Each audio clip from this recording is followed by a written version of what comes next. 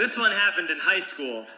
We had this teacher in high school whose kid went to our high school. His name was Mr. McNamara, and his son Jake McNamara went to our high school. He was a sophomore when I was a senior, so he was 2 years behind me.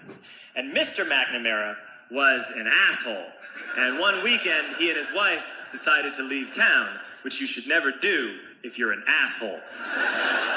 And Jake McNamara decided to throw a party at the teacher's house. Hooray!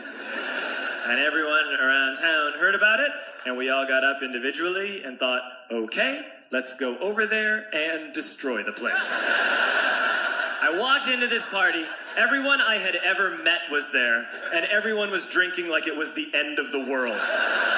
People were drinking like it was the Civil War and a doctor was coming to saw our legs off. It was totally unsupervised. We were like dogs without horses. We were running wild. I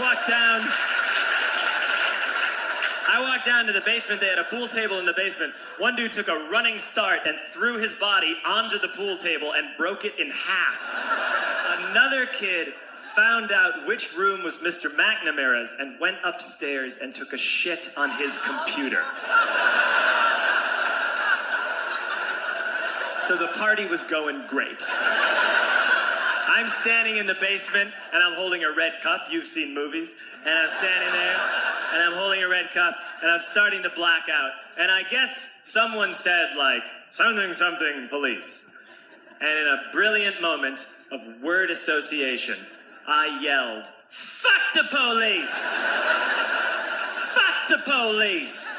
And everyone else joined in. 100 drunk white children yelling, fuck the police. With the confidence of guys who have like already been to jail and aren't afraid of it anymore. You know, that like, I'll serve my nickel, you come and take me confidence. But white children. The reason someone had said something, something police was because the police were there. So a Chicago police officer walked down the stairs and got to the bottom in the basement and looked out over a sea of drunk toddlers yelling, fuck the police, in his face.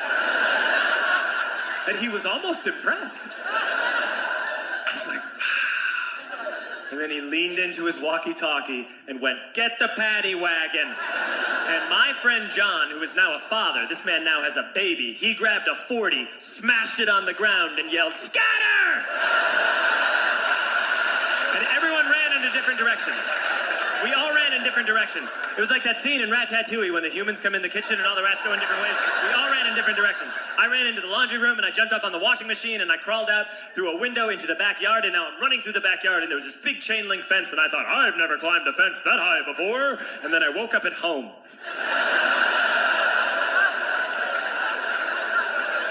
On Monday, I went to school because that's what we did back then. And I'm walking into the school building, and who do I see but Jake McNamara?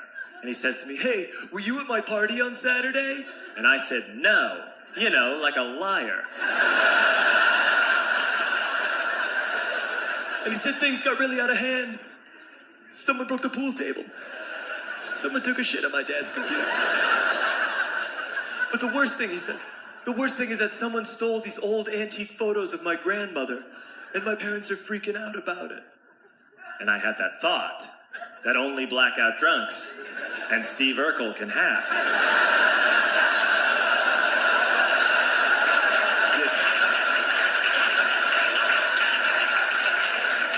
Did I do that?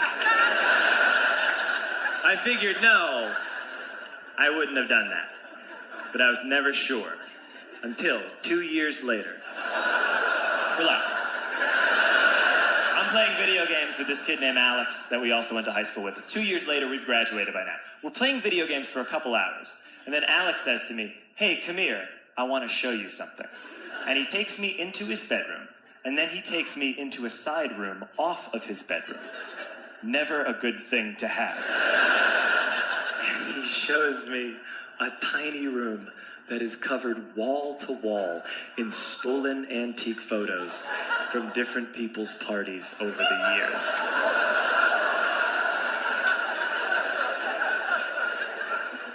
And I said, why? Why do you do this? And Alex said, because it's the one thing you can't replace.